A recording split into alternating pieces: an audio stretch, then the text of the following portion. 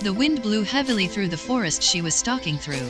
The sound of the leaves rustling above her calmed her mind as she vented her frustration. Just days ago Hannah had nearly died because of her. She had her collar wrapped around herself as she stomped around the trees in hatred of herself.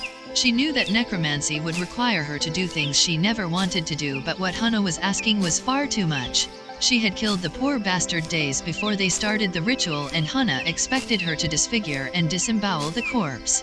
She had been in the cinders for most of her life at this point, but that didn't make her a psychopath. Fucking bitch. She screamed out, then slammed her fists against the tree she was standing next to.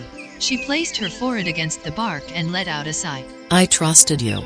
I gave you my heart, she said as tears began welling in her eyes. Her dark red aura still flowing around her swelled as she pushed energy into the tree. She felt the life it held through her magic and drank in the calm quiet of the forest. After a moment she sat down with her back against the bark. She closed her eyes and let her mind rest. Snow began falling around her as she stepped around a large tree. She felt the cold air against her fur as the wind picked up.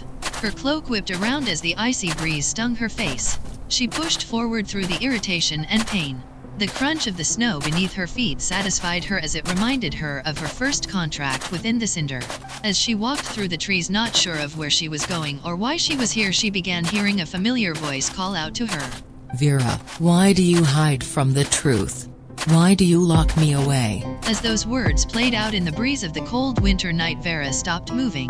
Her ears twitched as the sound of footsteps began filling out the silence. She turned towards the noise and summoned a transparent red kashida in her hands. Who are you? She asked demandingly, then nearly gasped as a figure rounded a tree just in front of her. Can't you recognize your own face? The figure said as it stepped into the moonlight. Standing before her was a perfect reflection of herself except for the massive burn mark over her right eye. What is this? Vera asked as the puppet of herself glowed intensely with her own color. The figure only smiled before leaping into action. Vera put up her guard, deflecting multiple slashes from an identical curved blade so commonly used by her people. Don't tell me you have already forgotten about me. The duplicate said, then jumped away from a large swipe from Vera. I don't understand what you want. Vera said as their blades impacted once again. You will soon enough. The reflection said, then disappeared just before Vera could lash out with a spell. She opened her eyes with a gasp and sat up from the tree she had fallen asleep against. Her color was still flowing around her in a vibrant and beautiful fashion.